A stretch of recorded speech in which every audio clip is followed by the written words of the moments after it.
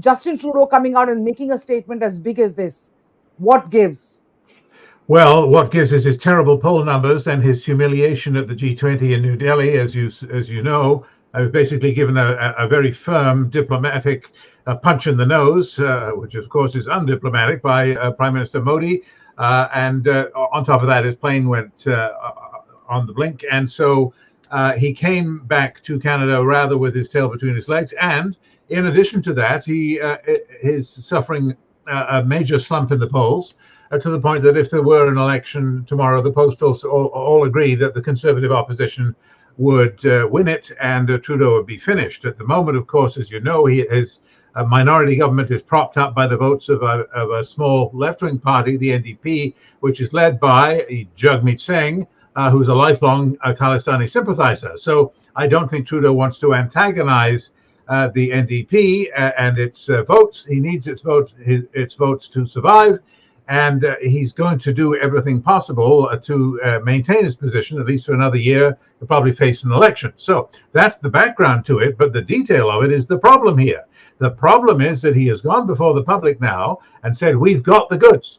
We've got evidence that Modi is the one who is wrong. We're the ones who are right. We are the injured party, and we can prove it. Not only that, we're going to act on it. So it doesn't matter that he's saying, oh, well, this is only a potential link, and that these are credible allegations, but they're still allegations, that we haven't absolutely got this nailed down. It doesn't matter. They're already acting on it by kicking out a senior Indian diplomat and making these charges public. So where is the evidence? That will be the question in the days ahead.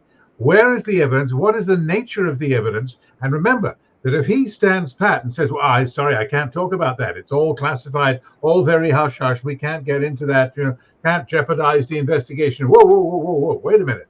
You can't jeopardize the investigation? Well, that's not going to fly. You just did. You just announced the investigation, and you announced the results of the investigation. So where is the evidence? Then the next move is going to be Modi's move. Because remember, he knows what Trudeau thinks he knows. Modi knows what Trudeau's evidence looks like, because Trudeau has taken it to him. He said, okay, we've got the goods on you, and this is what we know. What do you say? We want action from you to surrender these people that we have identified, whoever they are. Well, all Modi has to do is sit back, watch Trudeau flail and fail to produce evidence. And if that's the outcome, then Modi can step up and say, okay, well, I happen to be the one who knows what his evidence is, and it's BS.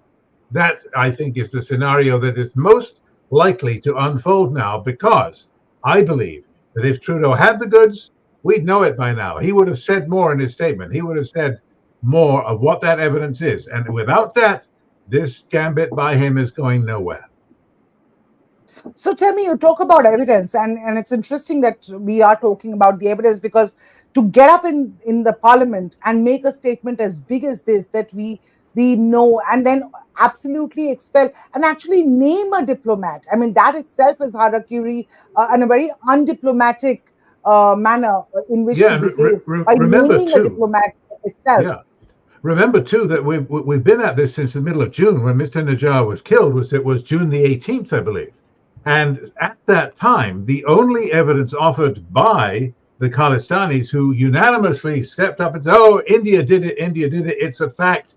And that's where these posters, these killer posters began. Look, all of these Indian diplomats, we're going to call them killers. If you want to go after them, we want their home addresses, and we'll pay rewards for revealing their home addresses, and so on. Very aggressively, they went after it on the basis of what? They didn't have a shred of evidence other than the coincidence that a series of Khalistani prominent leaders had died over about 3 months. Well, okay, the first one died in what seems to be a drug deal gone bad in Lahore.